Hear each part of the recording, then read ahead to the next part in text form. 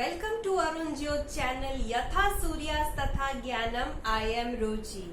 Children, in the previous part 1 and part 2 of chapter number 6, Every Drop Counts, we have learned about different ways of rainwater conservation through lakes and step wells.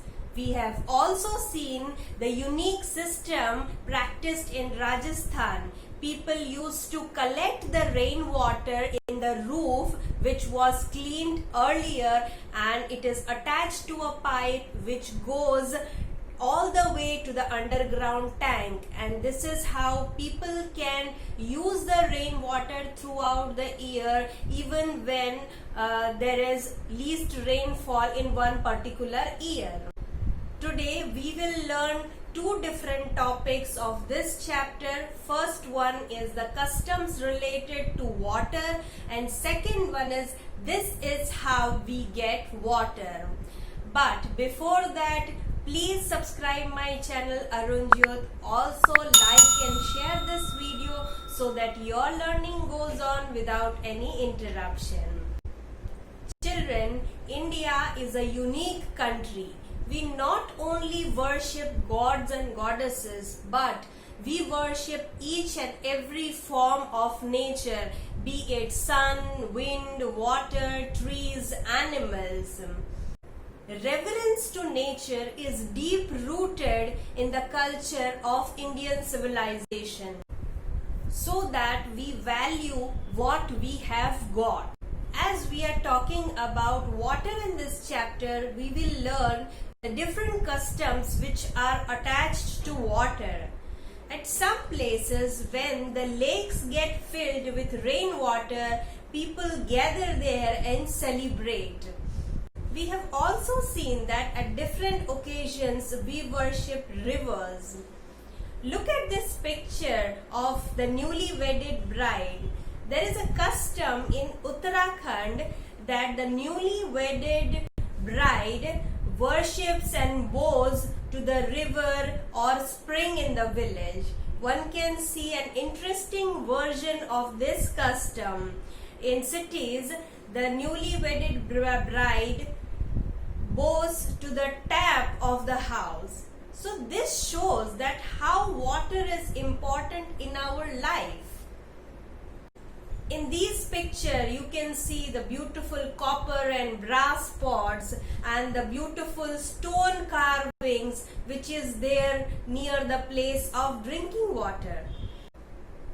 Have you seen these type of beautiful stone carvings or different types of pots? Then please share it with me. I would be glad to hear from all of you. Let's move to the second topic of this lesson. This is how we get water. Look at this picture.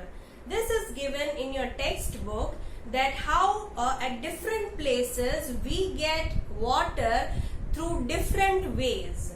So you can also tell me that how you get water at your house. First picture, we can see a boy who is saying that a Jal Board water tanker comes to our colony twice a day. We have to stand in a long queue to get water from the tanker. People at times have fights over water. Children, the Jal Board is a government agency which is responsible to supply water to the societies. In the picture below, we can see a girl and a running tap water behind her. She is saying that we get water from our taps all day long. In this picture, we can see a boy who is saying that we have put a pump directly in the Jal Board pipeline. Now we don't have any problem. In this picture, we can see a boy with the motor pump. He is saying that we have put a motor to pump up the water from the borewell, but there is no electricity, so what to do? They are facing the electricity problem. Here we can see a lady which is holding a water pot, and she is saying that we get water from canal itself. Here we can see a boy with a hand pump. Children, you might have seen hand pump. There is a hand pump nearby, but the water that we get there from it is salty. We have to buy water for drinking. Here the girl is saying that we get water at home for half an hour.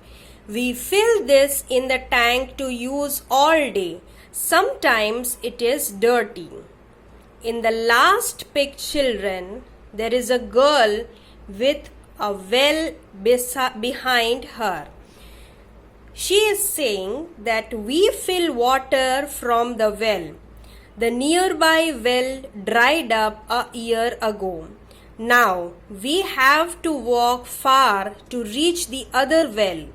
We are not allowed to take water from some of the wells because of our caste. So this is how we get water. So children, we have seen that at different places people get water through different ways. In some places water facility is good. It comes all day long in the taps and they do not face any difficulties. But in some places people face lots of hardship, because in some places there is electricity problem. At some places the water which is coming is salty and dirty. Some people have to go to far away places like canals, rivers, wells to get the daily water. And children, the worst thing which we have seen is that some people do not get water because of their caste.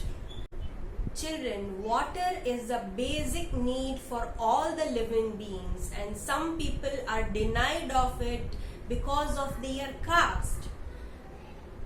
You might wonder that is this type of thing still practiced or still exist in our country? Yes, children, at some places this type of practice is still exist. Do you think this is fair? Think on it. We will meet in the next video. Till then, bye bye. Take care. Namaste.